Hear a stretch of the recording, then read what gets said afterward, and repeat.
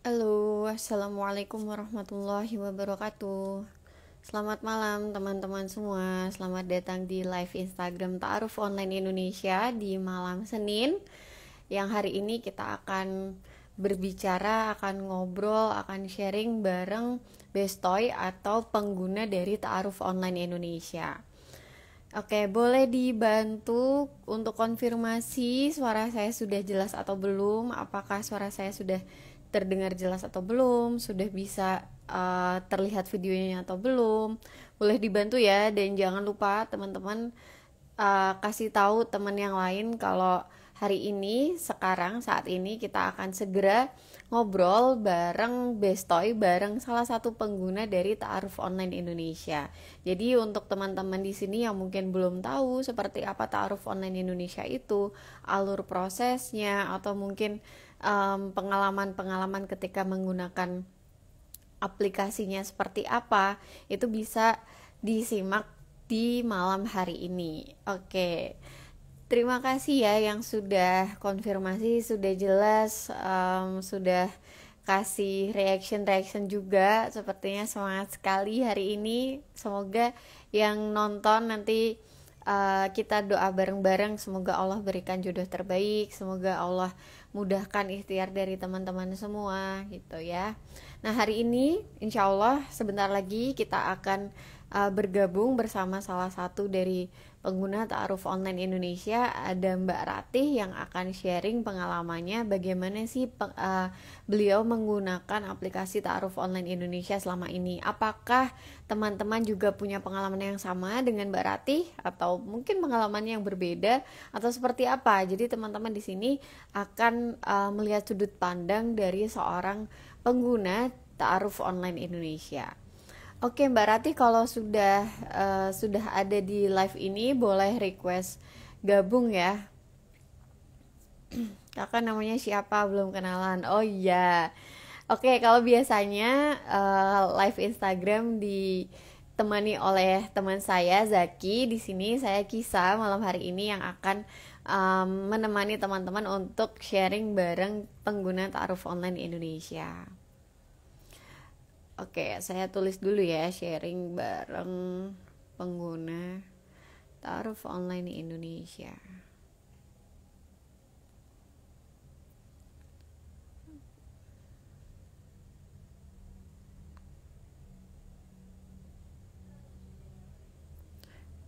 Oke. Oke, ini Mbak Rati sudah minta bergabung.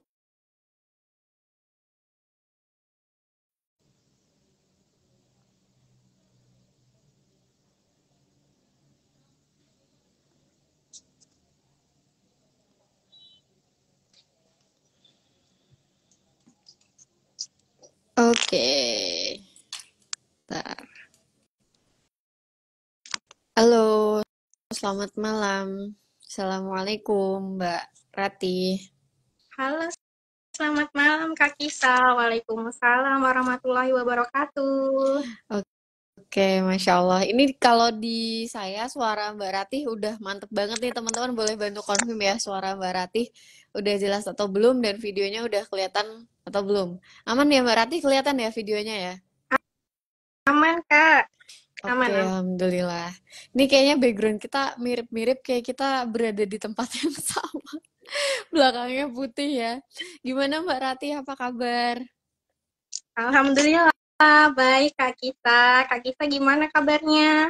Alhamdulillah, baik juga. Di sini baru aja hujan. Ini aku di Semarang. Kalau Mbak Ratih, di mana Mbak domisilinya? Nah, ini aku di Sidoarjo Kak, belum ada hujan. Oh, belum ya? Sama-sama panas ya kayaknya ya. Iya, kalau di Semarang tuh siangnya panas banget. Tapi malamnya biasanya juga panas. Cuman ini tadi alhamdulillahnya hujan gitu. Jadi mulai agak adem gitu ya. Nah, ini untuk teman-teman yang baru bergabung, selamat datang, selamat bergabung. 1 jam ke depan nanti saya Kisa akan menemani teman-teman di sini sebagai host yang akan memandu sharing pada malam hari ini bersama dengan Mbak Ratih salah satu pengguna dari Ta'aruf Online Indonesia. Oke, dari Mbak Ratih, silahkan boleh memperkenalkan diri dulu, domisilinya tadi di mana tepatnya, kemudian mungkin aktivitas sehari-harinya seperti apa. Silahkan. Bismillahirrahmanirrahim. Rabbi shrah li sadri wa yassir li amri wahlul 'uqdatam min lisani. Assalamualaikum warahmatullahi wabarakatuh. Bestoy semua. Waalaikumsalam. Ayo bestoy. Iya, Bestoy. Ya, perkenalkan aku Ratih, domisilinya dari Sidoarjo, Jawa Timur. Mungkin bestoy semua ada yang dari Sidoarjo. Boleh komen-komen.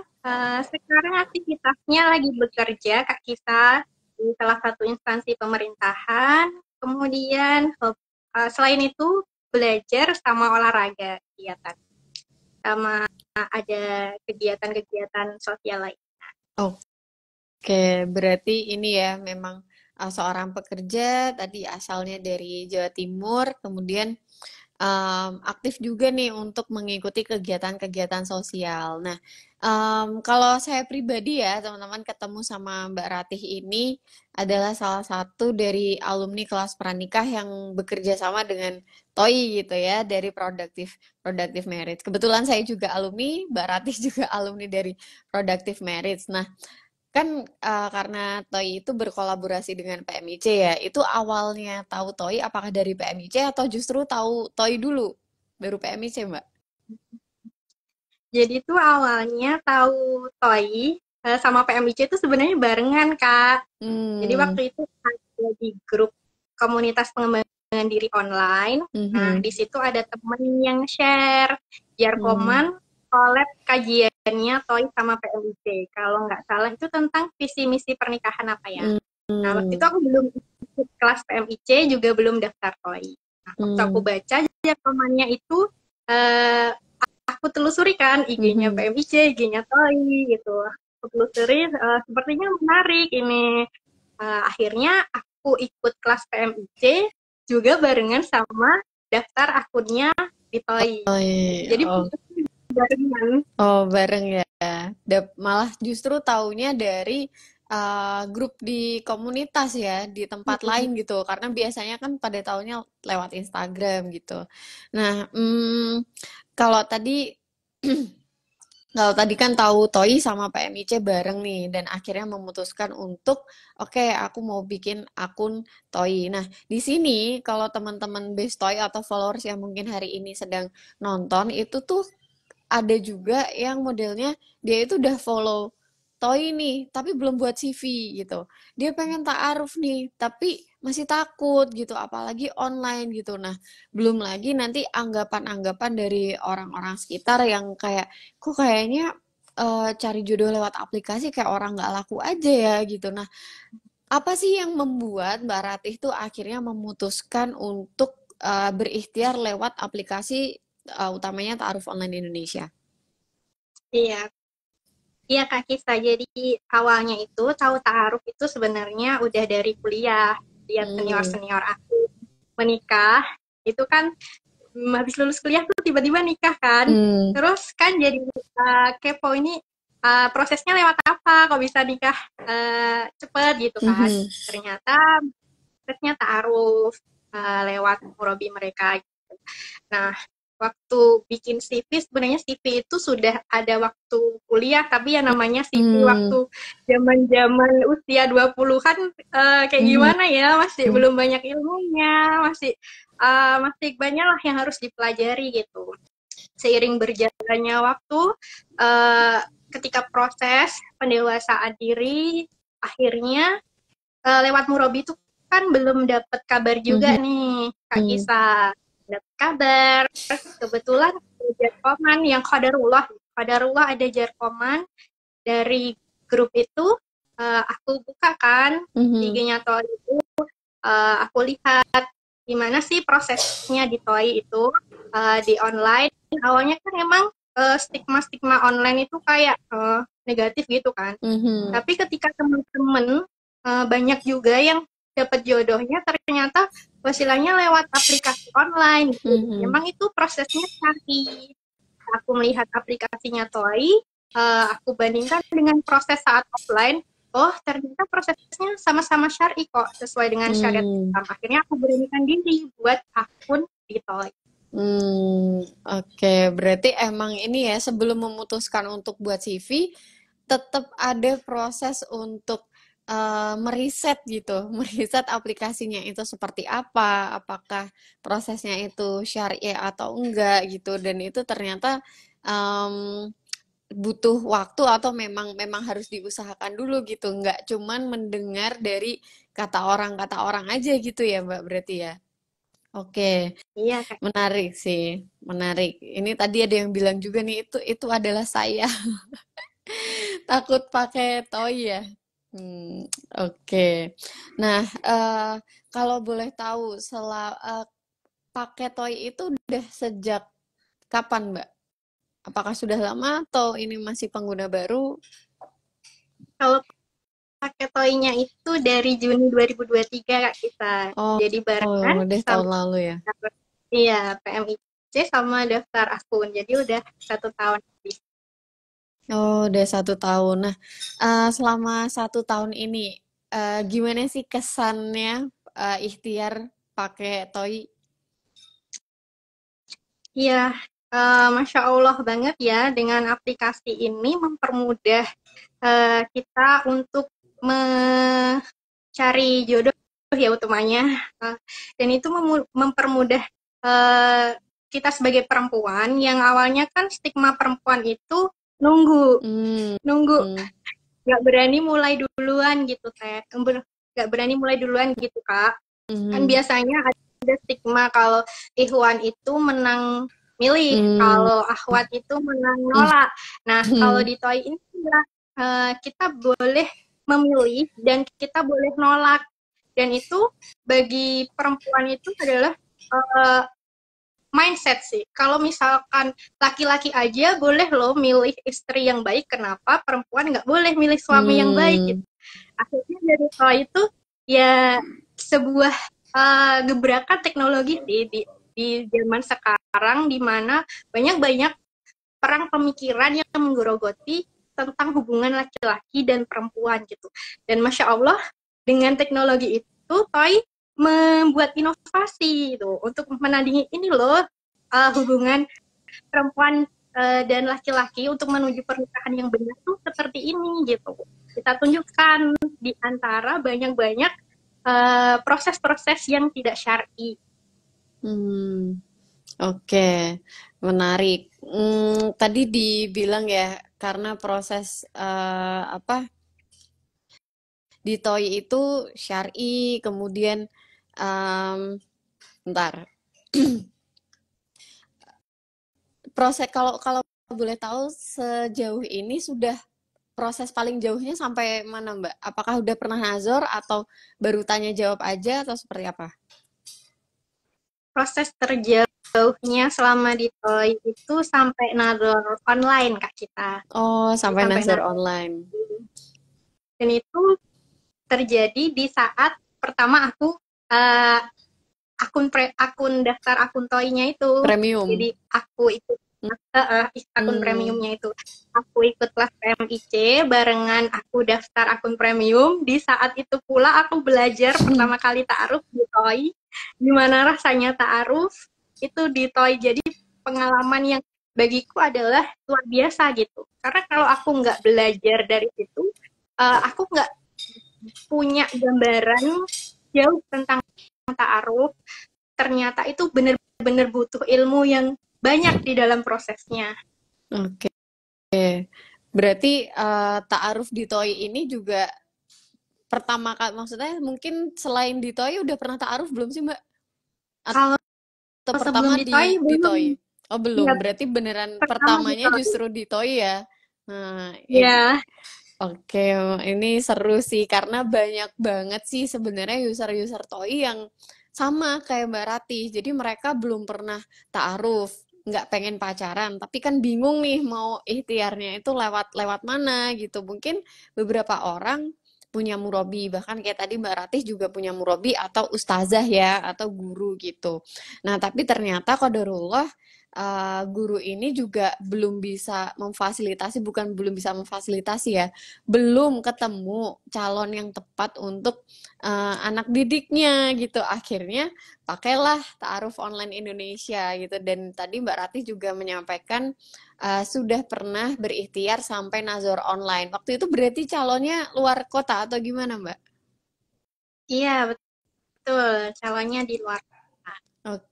Terus gimana rasanya nazar online? Oh, mungkin ini ya teman-teman yang belum tahu nazar online itu apa. Jadi kalau misal di TOI kita kan mengajukan dan menerima ta'aruf. Nanti kalau misalnya ternyata cocok, kita tanya jawab. Setelah tanya jawab itu ada nazar, namanya nazar. Nazar itu saling melihat, saling meng-cross check, saling memvalidasi ketemu atau berkomunikasi secara langsung dengan calon dan ditemani oleh ustadz dari TOI. Nah, kalau nazor di TOI itu ada dua, ada nazor online dan ada nazor offline. Kalau online itu biasanya karena lokasi dari calon itu luar kota atau bahkan luar pulau gitu. Kalau Mbak Ratih waktu itu luar kota, berarti apa ada alasan lain nggak kenapa memilih nazor online dulu, Mbak? Jadi posisinya itu luar kota dan luar pulau, Kak Gita. Oh, Dan itu oke. jaraknya lumayan jauh. Jauh. Hmm. Jadi untuk mempermudah terlebih dahulu ya, karena memang kan transportnya besar juga kalau harus Mhm. nador. Itu akhirnya Offline. Mhm. ya, memfasilitasi untuk memudahkan nador online dulu. Oke. Waktu nazar online tuh ini mungkin teman-teman yang belum pernah ta'aruf bahkan ya penasaran Mbak, nazar online itu kurang lebih gambarannya seperti apa dan rasanya gimana sih nazar atau ngobrol langsung sama calon yang mana notabene itu kan stranger ya atau random nih ketemunya lewat aplikasi gitu. Hmm. Iya, Kak Kisa. Jadi kan setelah baca CV-nya, jadi prosesnya kan panjang ya sebenarnya ditaruh online itu mulai dari buat CV, terus Mhm. pemilihan CV, kemudian menjawab 3 pertanyaan, terus ternyata acuannya approve, Mhm. ajukan taruhnya, kemudian baru proses tanya jawab. Nah, di proses tanya jawab itu pun juga panjang kan untuk Mhm. memutuskan untuk lanjut ke Naldor. Ternyata posisinya jauh juga, ya udah Nador online terlebih dahulu. Mhm. Ketika Nador online sebenarnya prosesnya itu sama seperti Nador offline ya, Mhm. bisa karena di situ kan ada perantaranya juga, Mhm. ada wali dari akhwatnya. Kebetulan waktu itu aku ditemani sama murabi aku, Mhm. kemudian ada antara ikhwan sama ikhwannya. Nah, di situ Mhm. prosesnya ya tanya jawab apa yang kita perlu tanyakan lebih lanjut lagi ketika misalkan di pertanyaan via WhatsApp melalui perantara online di WhatsApp-nya Mhm. itu masih ada yang kurang atau mau divalidasi, dipersilahkan itu kan biasanya kalau kita nulis sama ngomong kan beda ya Kak Gita ya. Mungkin Mhm. kalau nulis tuh kayak bisa salah paham gitu. Mhm. Kalau ngomong kan bisa tahu nih gerak-gerik verbal non verbalnya gitu.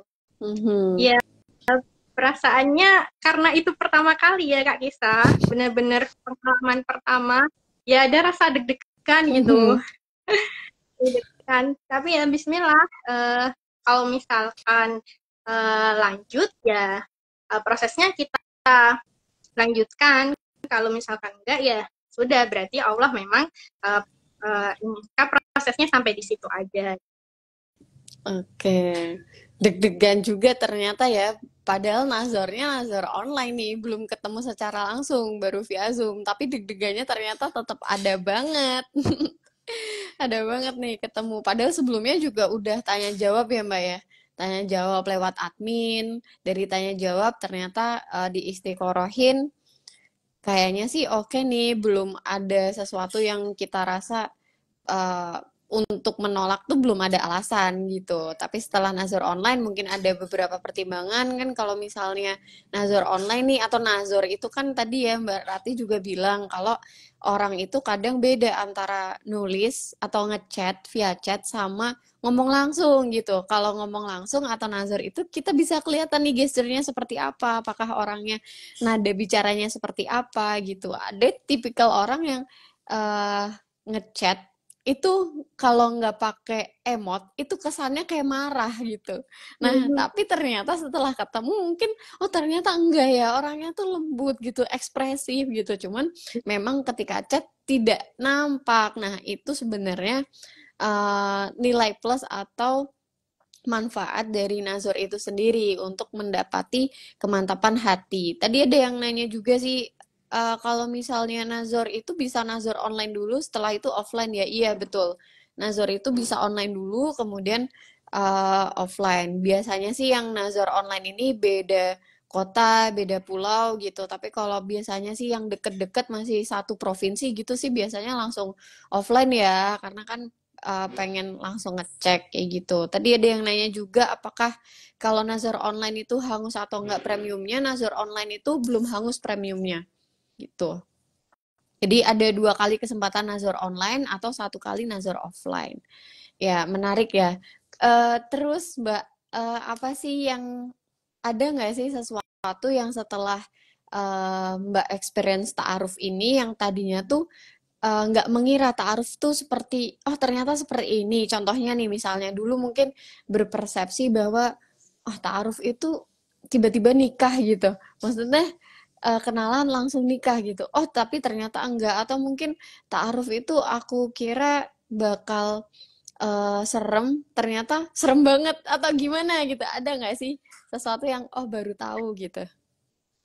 Iya, Kak Kisa waktu coba di Toy itu, Mhm, kebetulan qadarullah di Nador online itu kan gagal ya. Nah, mhm, kemudian aku nyoba ajukan CV lagi. mhm, Nah, di situ kan banyak belajar ya, bahwa ketika ta'aruf itu jangan sampai berperasaan. hmm, Ketika misalkan kamu belum tahu ilmunya, ketika kamu ditolak atau gimana ternyata kamu sedih, ya itu sebagai pelajaran nantinya jangan sampai membawa perasaan gitu. Oke, sedih sehari nggak apa-apa, tapi kemudian kamu udah tahu ilmunya nih, nggak boleh bawa perasaan. hmm, Akselerasi kesedihanmu itu untuk jadi pribadi yang lebih baik. Kira-kira introspeksi apa nih yang harus diperbaiki gitu.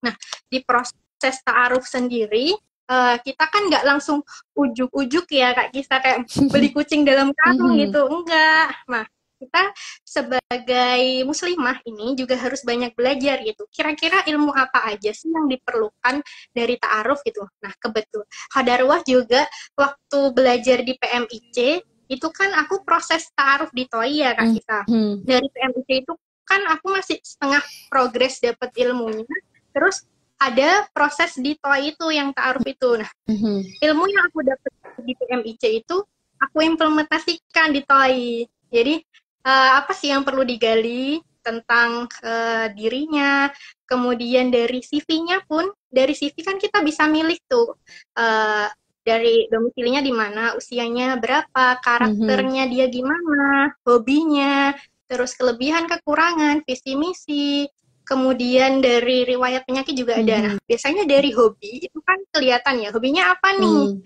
Sinkron nggak sama visi misinya? Kalau misalkan hobinya main game, tapi dia misalkan punya visi ini dan kebiasaannya itu ternyata ini, sinkron nggak gitu? Kan harusnya mmm, sinkron, punya visi dan misi yang besar, maka kebiasaan-kebiasaan yang kamu lakukan itu dimulai dari sekarang gitu. mhm, Hobi-hobi yang kamu lakukan itu dimulai dari sekarang, pembiasaan-pembiasaan diri keseharian itu juga dimulai dari sekarang. mhm, Karena nggak mungkin ujuk-ujuk punya visi besar, kemudian kebiasaan itu dilakukan ketika menikah gitu. Itu mhm, juga terus diteliti. Nah, uh, pentingnya ilmu dan kita belajar ke guru ngaji kita itu adalah untuk kita agar lebih teliti dalam memilih CV itu. Jadi nggak ujuk-ujuk, oh ini kayaknya cocok nih, ya udah aku ACC gitu. Tapi kita harus teliti itu.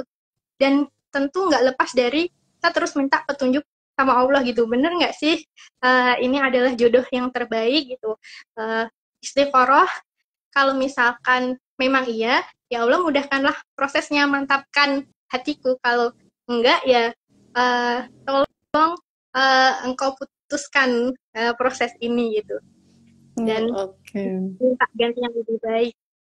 Oke, Masya Allah. Ini tadi berarti ada spill tips and trick ala Mbak Ratih untuk menseleksi CV dari calon itu adalah dengan melihat keterkaitan antara informasi-informasi yang ditulis oleh calon itu sendiri gitu. Contohnya tadi yang dicontohkan adalah ketika visinya besar, tapi ternyata hobinya itu tidak mencerminkan orang yang memang bervisi besar gitu. Jadi perlu kita cross check nih. Misal contohnya mungkin visi misinya ingin membentuk keluarga yang Qurani, penghafal Quran, tapi hobinya adalah main game dan nonton bioskop misalnya. Apakah itu salah?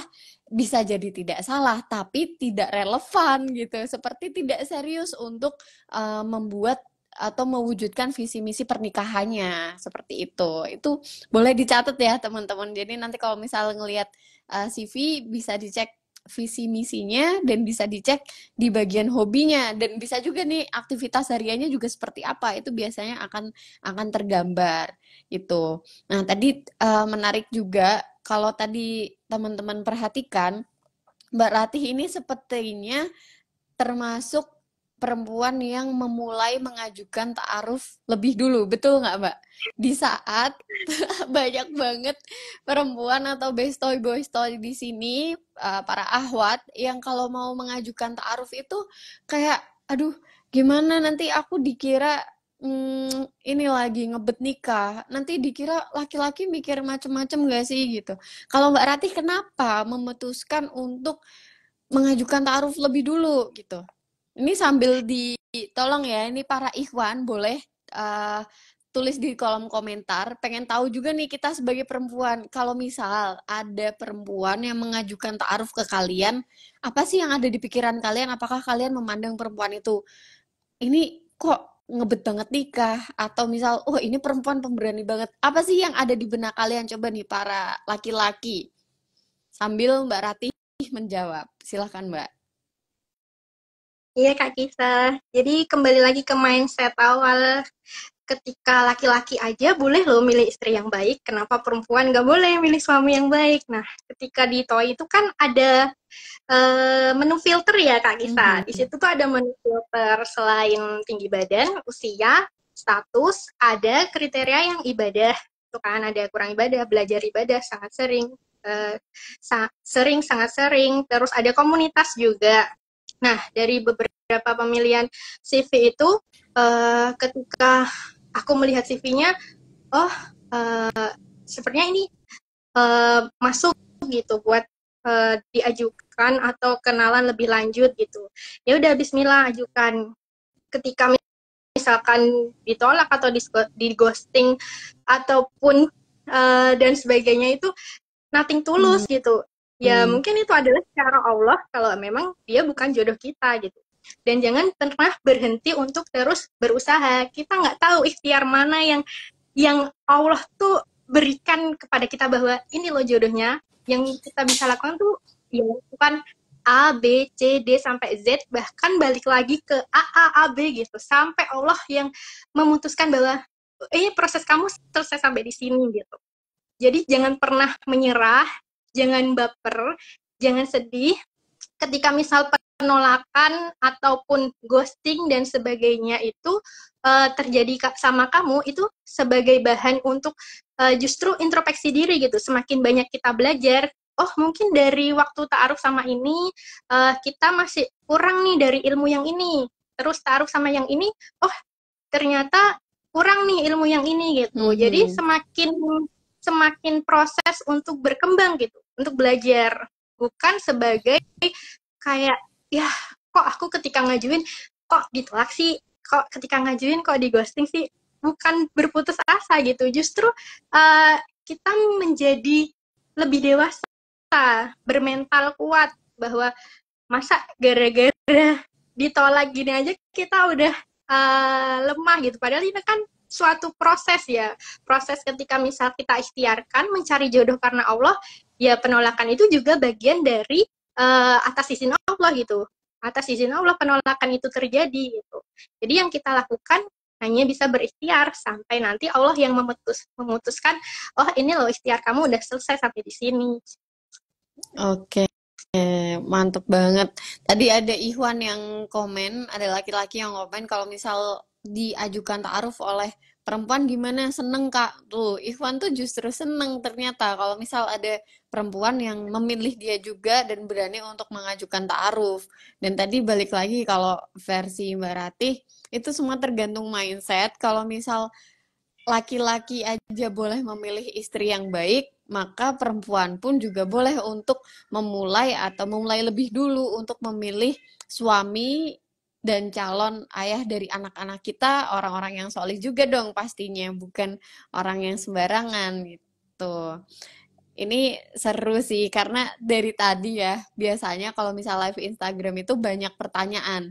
Kalau nggak banyak pertanyaan tapi yang nyimak banyak itu artinya pada dengerin.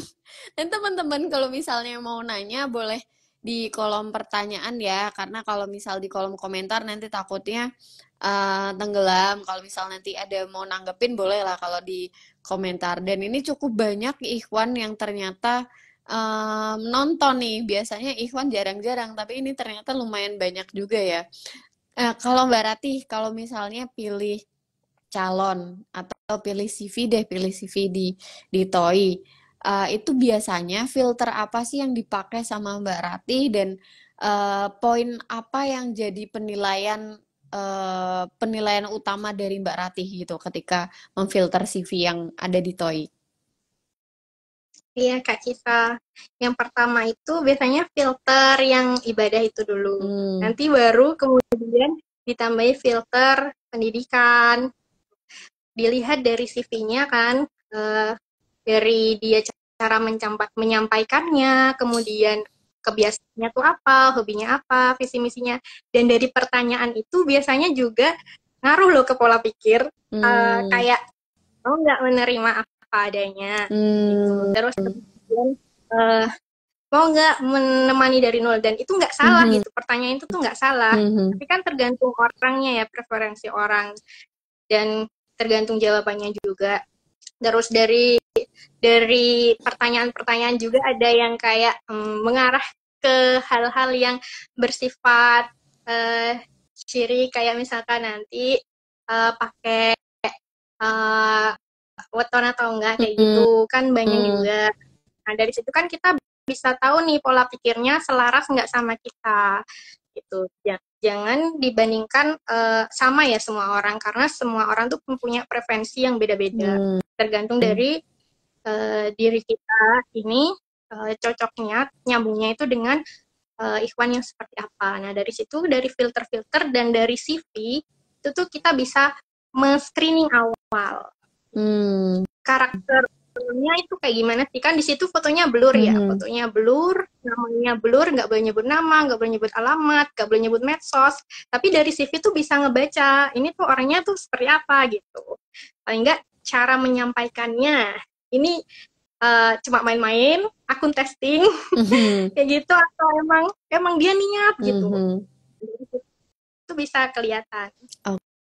Oke, berarti ternyata selain dari informasi-informasi yang harus ditulis di CV, ternyata 3 pertanyaan yang kita buat pun itu juga penting untuk jadi pertimbangan gitu ya. Meskipun tidak ada salah betul di situ, tapi ternyata 3 pertanyaan ini cukup memfilter, cukup membantu kita untuk tahu kira-kira orang ini frame berpikirnya itu seperti apa yang jadi prioritas dia, pasti kan akan ditanya di situ ya gitu. Kalau tadi pertanyaanku adalah CV seperti apa yang dicari, kalau CV yang red flag menurut Mbak Ratih itu yang seperti apa?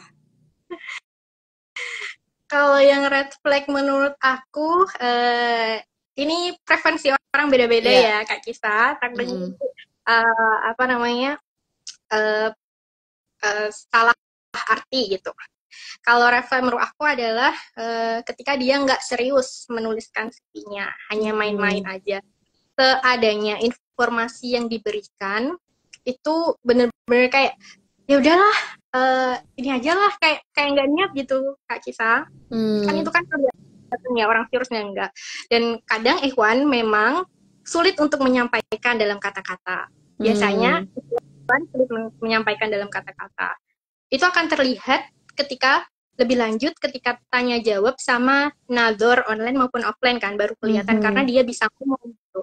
kalau dari CV ya, kalau misalkan dia niat, pasti kan perempuan itu kayak juga berpikir gitu, ini beneran nggak sih CV-nya cuma gini doang gitu, serius nggak sih? Nah, dari situ menurut aku screening awal. Kalau untuk lebih jauh dia orang seperti apa, belum bisa menilai karena dari awal dari CV aja kan. Kalau nanti ternyata CV-nya bagus, orangnya ternyata begini, nah itu proses yang selanjutnya gitu.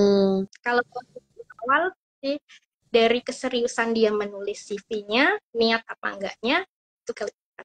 Oke, berarti ini ya, kalau ada yang bilang ta'aruf itu beli kucing dalam karung, atau mungkin ta'aruf itu kenalan langsung saset-saset nikah, itu ternyata dalam saset-sasetnya pun itu berarti sudah ada proses yang dilalui. Kalau tadi versi Mbak Ratih itu adalah ketika screening awal CV, itu harus cari yang niat, kemudian langkah selanjutnya adalah memvalidasi CV yang tadi sudah niat itu ketika tanya jawab dan juga nazor gitu ya. Berarti memang tidak 1-2 step aja, bahkan sampai ke 3-4 step gitu untuk kita make sure apakah calon ini adalah orang yang tepat, apakah memang visi misinya itu sesuai dengan kita atau enggak, atau mungkin cek latar belakang keluarganya seperti apa, apakah kita bisa mentoleransi sesuatu dengan latar belakangnya keluarga kita masing-masing, seperti itu berarti ya, bukan proses yang instan, kurang lebihnya seperti itu.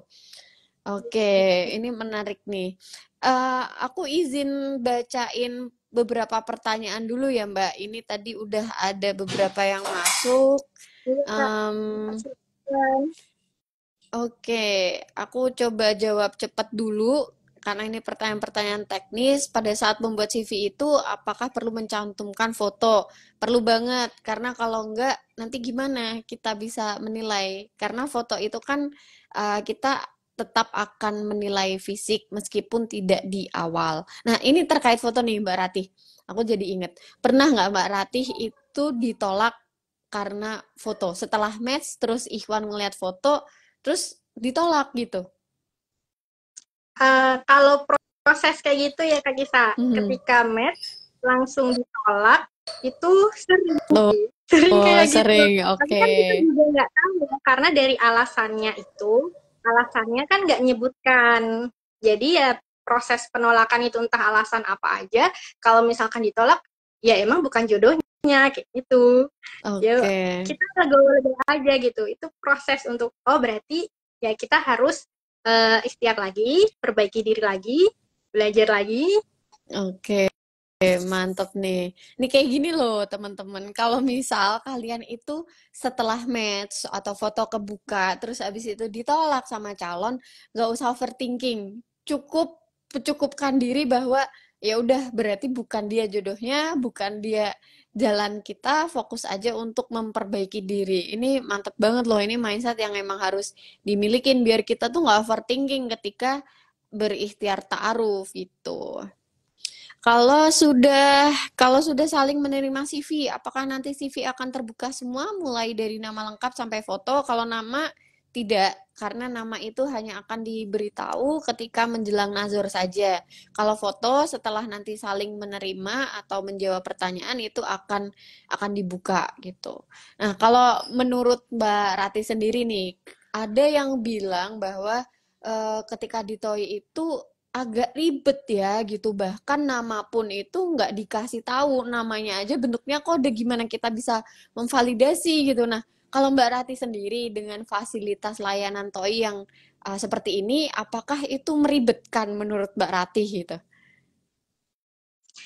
Menurut aku enggak sih Kak kita, karena itu tuh bener-bener bikin kita safe sebagai perempuan ya. Kita nggak tahu namanya, kita nggak tahu fotonya, kita cuma tahu CV-nya nih, tanpa melihat fisiknya dulu gitu. Kita lihat dulu CV-nya, kayak gimana, pemikirannya kayak gimana, pemahaman agamanya kayak gimana, baru kemudian ketika kita terima CV-nya, baru kelihatan fotonya, baru kelihatan namanya. Dan setelah TOI ini, aku tuh mencoba untuk beberapa platform lain, Kak Isa. Jadi aku coba berikhtiar yang lainnya gitu. Ada platform yang syar'i, yang Mhm. sama-sama syar'i. Ada yang aku nyoba itu kaget karena ketika aku nyoba belum premium akunnya waktu itu kan, baru nyoba login terus tiba-tiba chatnya tuh langsung kebuka gitu. Hmm. Ikhwannya bisa ngasih nomor HP. Kaget dong, Hmm. kayak hah kok bisa Hmm. kayak gini. Di saat itu juga langsung aku aktifkan akunnya, aku hapus, uninstall platformnya itu langsung. Jadi benar-benar apa ya, kita itu harus memilih mana yang sesuai syariat, mana yang enggak. Nah, makanya ketika memilih itu kita perlu ilmu. Ini sesuai syariat, ini enggak. Dan itu pilihannya ada di kita gitu. Mengkat kalau enggak sesuai syariat ya udah nonaktifkan, cut, pilih-pilih yang benar-benar sesuai syariat. Ketika di toy ini kan benar-benar apa ya, membuat kita aman gitu sebagai perempuan Kak Kisa. Hmm. Kita nggak tahu Ikhwannya siapa, Ikhwan nggak tahu kita siapa, nggak tahu kontak kita berapa, medsos kita apa gitu. Kita taunya cuma kodenya aja, domisili, usia, statusnya, kemudian dari perantara ta'aruf itu kita taunya tanya jawab, baru pas nador itu ketahuan namanya. Mhm. Namanya sama waktu itu juga nomor handphonenya kita juga nggak Mhm. dikasih. Yang dikasih Mhm. itu nomor handphonenya wali. Mhm. Wali. Jadi itu benar-benar aman bagi perempuan ya dari uh, laki-laki yang tidak bertanggung jawab nantinya gitu. Menurut aku aman gitu, aman bagi perempuan.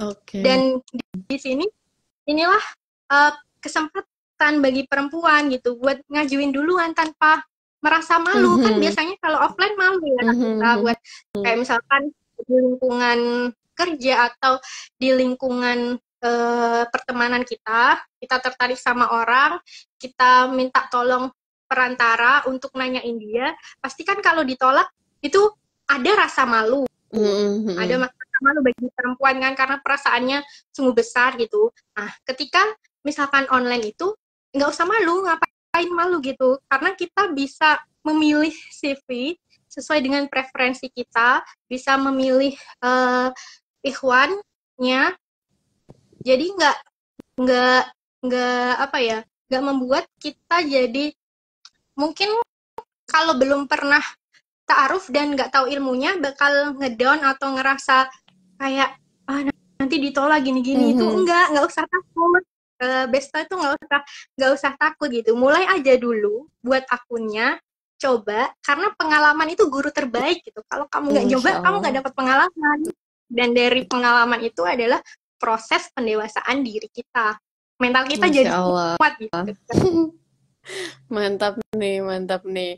Pengalaman adalah guru terbaik. Sampai kapan kalian mau jadi penonton terus? Ayo, kalian jadi pemeran utamanya dong. Cobain dulu. Coba di sini tuh bukan coba-coba cari jodoh ya, tapi memberanikan diri untuk berikhtiar sesuai dengan apa yang Allah syariatkan, seperti itu. Jadi berarti kalau tadi ada orang yang merasa bahwa fasilitas di TOI yang mentiadakan nama, kemudian ngeblur foto itu sesuatu yang menyulitkan, tapi bagi orang-orang yang memang insya Allah lurus niatnya mencari jodoh dengan cara yang baik, justru merasa terbantu dengan adanya fasilitas ini ya gitu. Ternyata justru terbantu. Jadi tergantung dari mindsetnya. Maka kalau ada orang-orang yang mungkin merasa kesulitan karena fasilitas TOI, kita perlu pertanyakan lagi nih, ini orang cari temen atau temen aja atau mau cari jodoh gitu. Oke, menarik, menarik banget sih ini. Aku coba bacain lagi ya. Untuk pertanyaannya karena malam hari ini cukup rame. Selamat datang untuk teman-teman yang baru bergabung. Hari ini kita sharing bareng salah satu pengguna dari Ta'aruf Online Indonesia. Ada Mbak Ratih yang di sini sudah 1 tahun menggunakan TOI dan masih berikhtiar juga sama seperti teman-teman yang mungkin di sini pernah merasa ditolak, pernah merasakan ditolak, pernah berikhtiar tanya jawab, udah tanya jawab sama calon, bahkan sudah nazar online, tapi qadarullah ternyata belum belum berjodoh gitu. Nanti teman-teman bisa tanya juga ya. Oke. Oke, ini kalau ini pertanyaan-pertanyaan yang sifatnya teknis, mungkin nanti teman-teman bisa tanya ke admin CS ya. Kalau misal eh, ini contohnya mau tanya, kalau sudah sama-sama menerima CV namun belum proses nazar dan dibatalkan, tapi kita suka dengan CV dia, apakah sikap kita salah untuk mengajukan kembali CV kita? Tidak salah, langsung aja ajukan. Selama janur kuning belum melengkung, selama kamu merasa dia patut untuk diperjuangkan, lanjutkan. Wis. Tidak ada kata takut ya. Pentingkah pernikahan yang sekufu menurut Mbak Rati? Menurut aku pernikahan yang sekufu itu penting Kak Kisa, karena pemahaman yang sama, pola pikir yang sama, itu untuk meminimalisir konflik ke depannya. Ketika gap-nya terlalu besar, itu juga nggak bagus itu. Nanti banyak hal-hal yang seharusnya itu nggak konflik jadi konflik gitu. Padahal kita tuh punya misi yang kayak gini loh. Tapi karena ada gap yang harusnya nggak terjadi, itu justru kayak menghambat kita untuk harusnya kita bisa sampai poin 20, tapi karena ada masalah sepele yang nggak harusnya ada, itu kita baru sampai 12 gitu. Makanya teman-teman juga preferensinya beda-beda ya. Silahkan memilih yang sekufu menurut teman-teman ketika teman-teman bertaaruf. Tentunya juga minta pertimbangan ke gurunya teman-teman kalau punya guru ngaji atau orang tua teman-teman, juga tak luput juga minta tolong sama Allah, kira-kira ikhwan ini baik nggak ya buat aku, yang terbaik nggak ya, yang tepat nggak ya gitu. Kalau misalkan ternyata dalam prosesnya memang nggak tepat, ya emang ya udah gitu, prosesnya selesai di situ gitu. Proses dengan ikhwan yang lain tuh.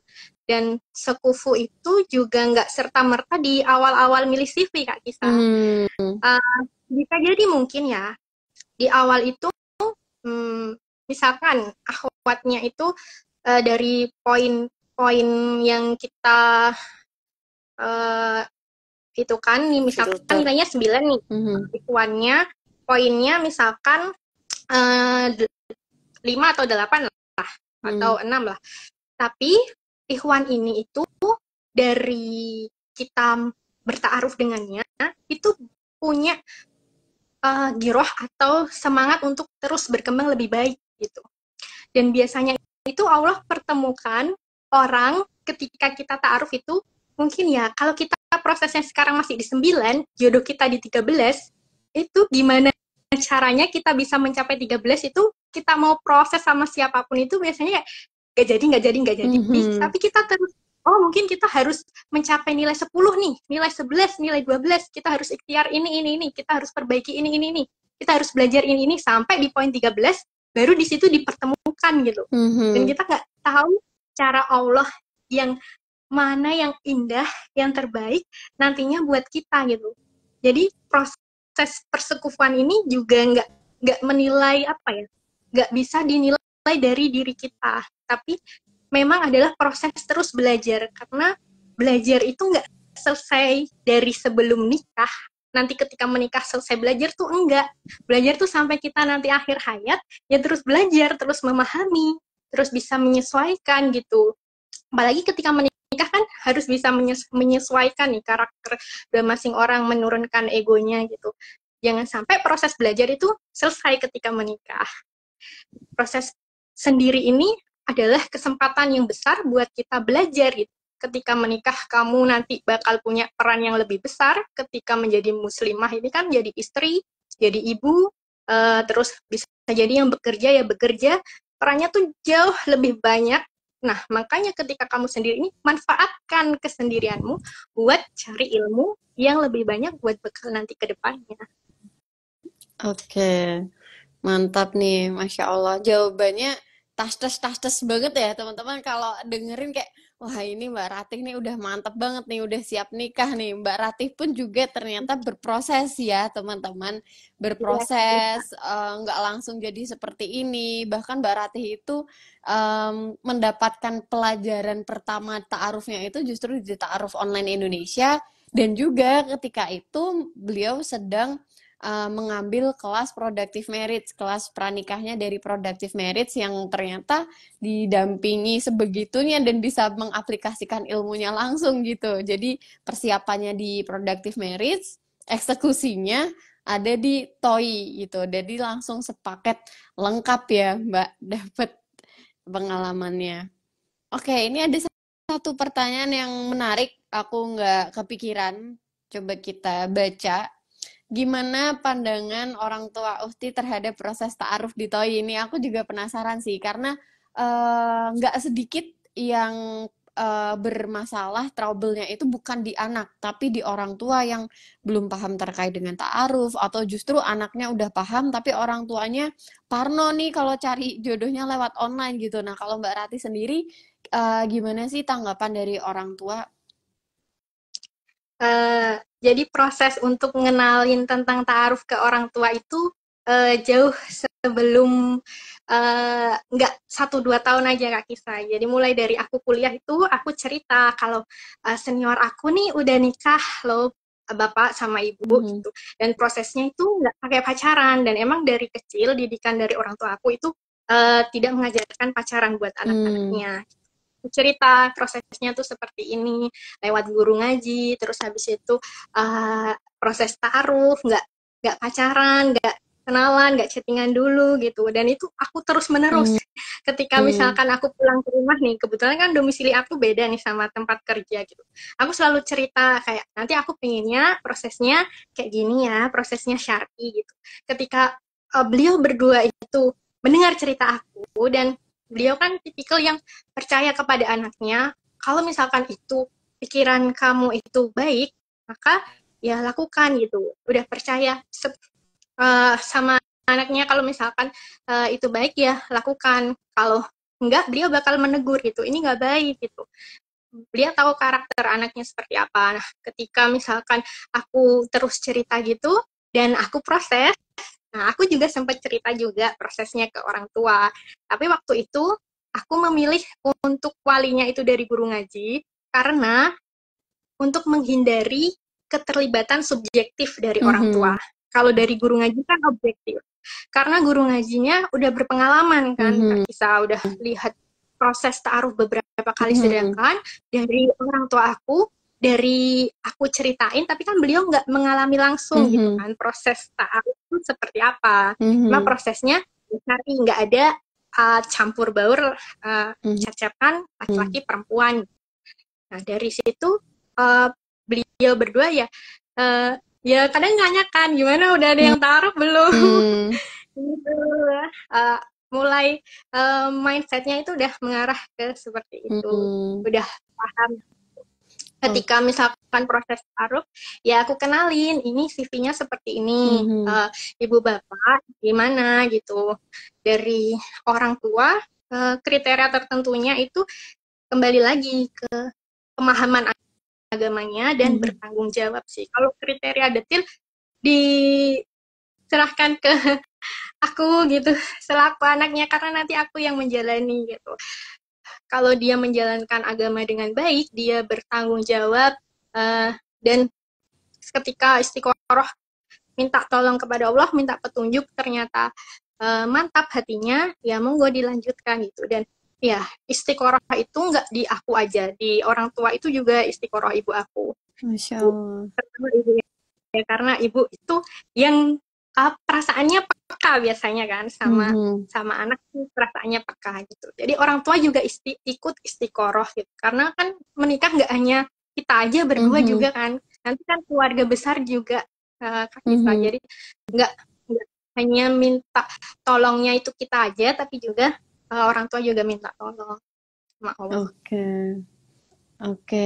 Masya Allah, berarti nih kalau tadi aku boleh menyimpulkan dari ceritanya Mbak Ratih itu sebelum untuk masuk ke proses ta'aruf, Mbak Ratih pun itu sudah sambil mempersiapkan orang tuanya agar tidak kaget bahwa anaknya itu memilih proses ta'aruf, bukan metode-metode yang lain yang memang itu justru mengundang ini ya, mengundang murkanya Allah gitu. Jadi kalau tadi dari ceritanya Mbak Ratih, orang tuanya sudah percaya dengan Mbak Ratih apa yang menurut Mbak Ratih itu baik, maka insya Allah orang tua mendukung. Berarti PR-nya adalah teman-teman sebelum teman-teman itu jadi suami, sebelum teman-teman jadi istri, maksimalkanlah peran teman-teman sekarang sebagai anak yang anak ini adalah seorang anak yang bisa dipercaya oleh orang tuanya, anak yang dipandang sudah mampu untuk bertanggung jawab atas hidupnya, yang ketika kita itu sudah memutuskan sesuatu, misalnya berikhtiar lewat toy,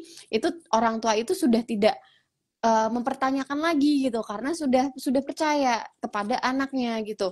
Nah, sambil ketika kita itu menjadi anak yang baik, menjadi hamba yang baik juga, sambil kita masukkan cerita-cerita mungkin kisah-kisah keberhasilan ta'aruf kepada orang tua, kemudian dilibatkan juga kalau misal ada nih, kalau misal di TOI kan kita juga sering ya live Instagram sama pasangan yang udah menikah gitu, sharing-sharing ceritanya, itu berarti orang tua itu juga diperlihatkan gitu, mungkin orang tua yang uh, punya khawatir itu yang ditonton itu hanya berita-berita yang jelek-jelek aja tanpa tahu proses ta'aruf itu sebetulnya seperti apa. Nggak tahu loh ada proses ta'aruf itu yang ternyata prosesnya Masya Allah, ternyata prosesnya itu baik, prosesnya itu aman gitu. Jadi orang tua juga akan lebih secure, lebih merasa aman ketika anaknya memilih jalan proses ta'aruf lewat ta'aruf online Indonesia gitu. Jadi dan tadi ya ketika teman-teman juga berproses seperti Mbak Ratih,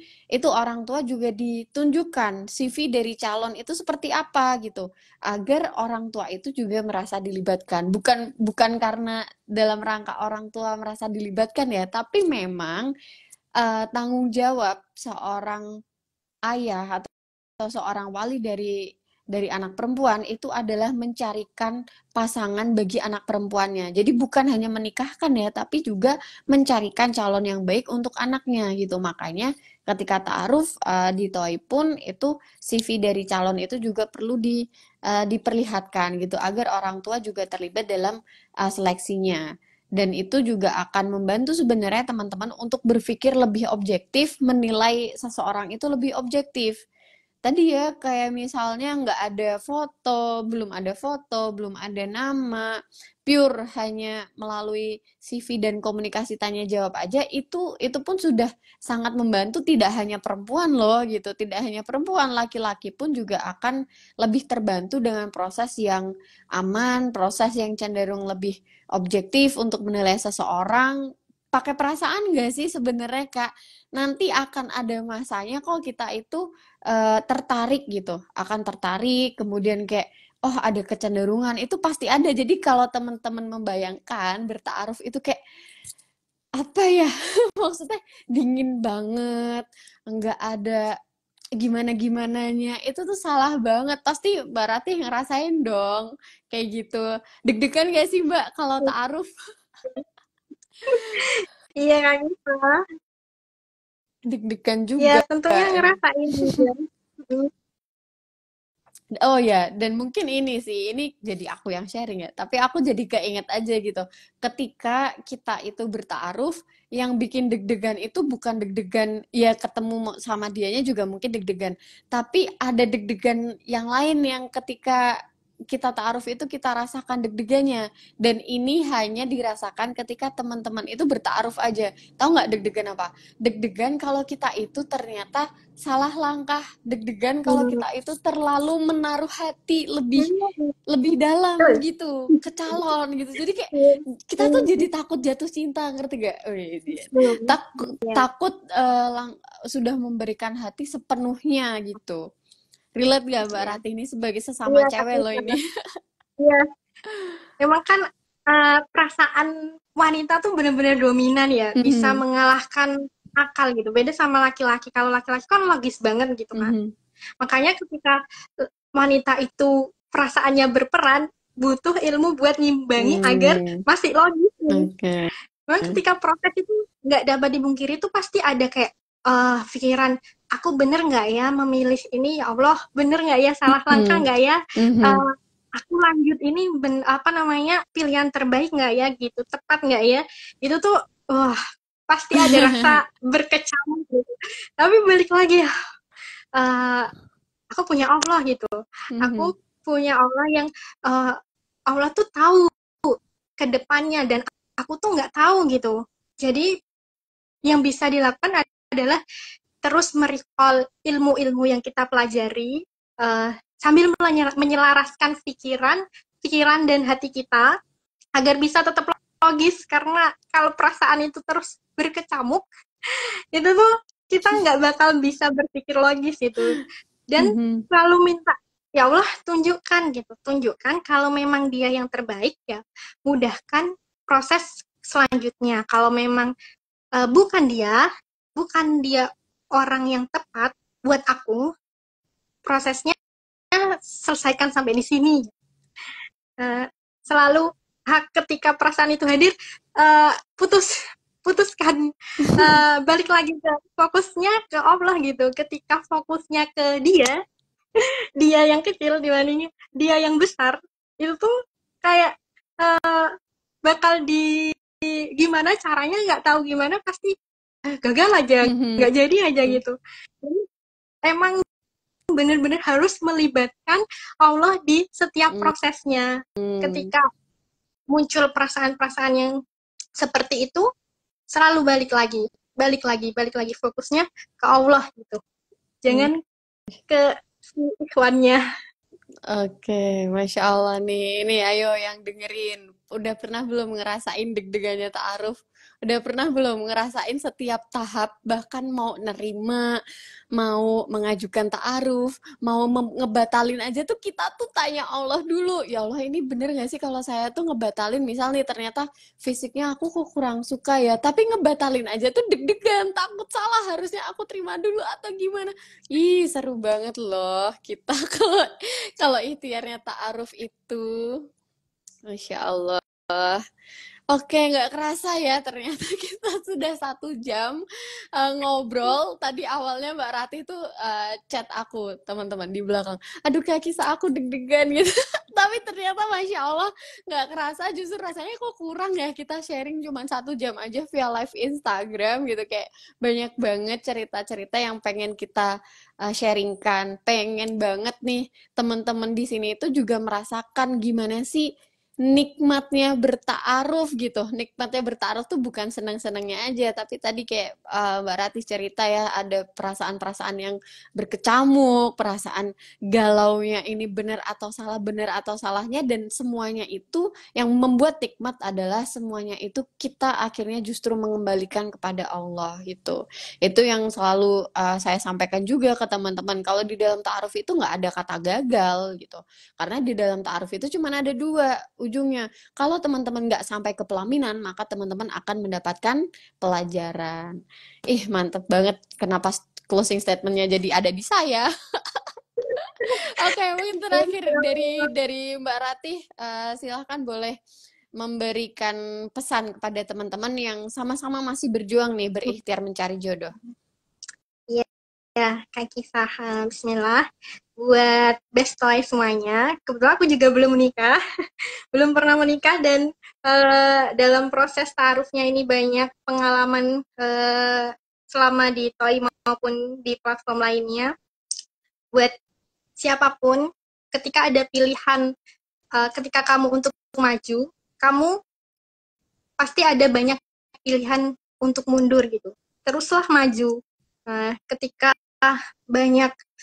kamu ingin berprogres, tapi banyak pilihan untuk kamu pantang menyerah di sini, atau ketika kamu banyak pilihan untuk kamu berhenti di proses, ya udah, aku nggak usah di toy aja, balik lagi bahwa kita itu cuma bisa berikhtiar sebagai hamba. Lakukan ikhtiar sebanyak mungkin apapun yang itu baik menurut Bestoy semuanya, lakukan gitu.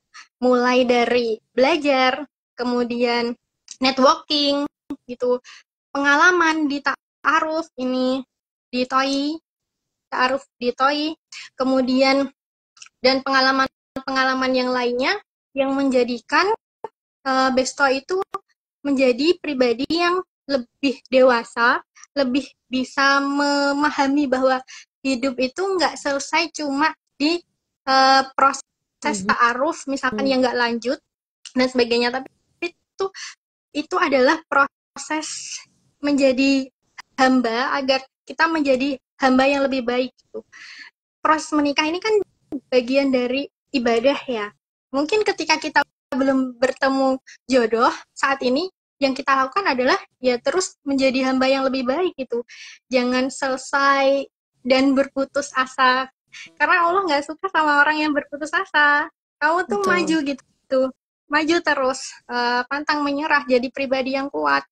Kalau kita menjadi muslim, jadilah muslim dengan mental yang kuat, karena untuk mencapai peradaban yang hebat nantinya, peradaban Islam yang kuat butuh orang-orang yang hebat juga. Maka jadilah salah satu pribadi yang hebat itu. Jangan menyerah karena hanya suatu proses yang mungkin nggak kamu sukai di proses itu, kamu merasa itu gagal, padahal sebenarnya juga nggak gagal. Teruslah perbaiki diri, networking, minta pendapat dari orang lain, minta pendapat dari guru-guru, terima masukan, apa yang kurang dan lebihnya, terus belajar, bertukar pikiran dengan orang lain, belajar dari pengalaman kamu sendiri, pengalaman orang lain, dan milikilah growth mindset itu. Jangan kayak, dikit-dikit motong. Ayo buktikan bahwa kamu tuh muslim yang hebat, kamu tuh muslim yang kuat gitu. Muslim tuh tangguh, nggak menyerah karena hal begitu aja terus lemes kayak gitu. Nggak, jadilah pribadi yang terus bertumbuh untuk berkontribusi lebih hebat lagi dengan menikah. Itu mengakselerasi kontribusi kita ke orang lain gitu, dibandingkan ketika kita sendiri ya. Ketika sendiri ini adalah suatu masa di mana kita banyak belajar. Oke, Masya Allah, Masya Allah, Masya Allah, seperti dapat siraman ya. Semoga malam hari ini penuh dengan insight-insight yang bisa teman-teman gunakan sebagai bahan bakar untuk semangat berikhtiar lagi, semangat berproses lagi, dan tidak mencukupkan diri hanya sebenarnya dalam proses ta'aruf aja, tapi dalam rangka menjadi hamba yang lebih baik lagi, hamba yang lebih taat lagi kepada Allah Subhanahu wa Ta'ala. Baik, Masya Allah, terima kasih banyak Mbak Rati sudah berkenan untuk sharing bareng Toi dan bareng Bestoy di sini. Sekali lagi salam kenal, semoga nanti suatu hari nanti kita bisa ketemu langsung ya. Bisa ketemu langsung, silaturahim langsung bareng teman-teman yang ada di sini juga. Kita doakan ya bareng-bareng, semoga Mbak Rati Allah pertemukan dengan jodoh yang solih, jodoh dunia akhirat, jodoh yang sama-sama memiliki visi untuk umat, untuk peradaban umat hari ini, insya Allah. Dan begitu pula dengan teman-teman yang sampai hari ini, sampai detik ini masih menonton, semoga Allah berikan kemudahan dan kelancaran ikhtiarnya, dipertemukan dengan jodoh terbaik di waktu yang baik, dan diberikan kesabaran ketika di dalam masa penantian. Seperti itu, mungkin kurang lebihnya mohon maaf. Saya Kisa sebagai host malam hari ini mengucapkan terima kasih banyak kepada Mbak Rati dan teman-teman yang sudah menonton. Insya Allah kita jumpa lagi di lain waktu. Kita cukupkan. Subhanakallahumma wa bihamdika asyhadu alla ilaha illa anta astaghfiruka wa atubu ilaih. Kurang lebihnya mohon maaf. Wassalamualaikum warahmatullahi wabarakatuh. Terima kasih banyak teman-teman. Terima kasih kembali. Terima kasih Mbak Rati. Terima kasih teman-teman. Kita mohon izin live.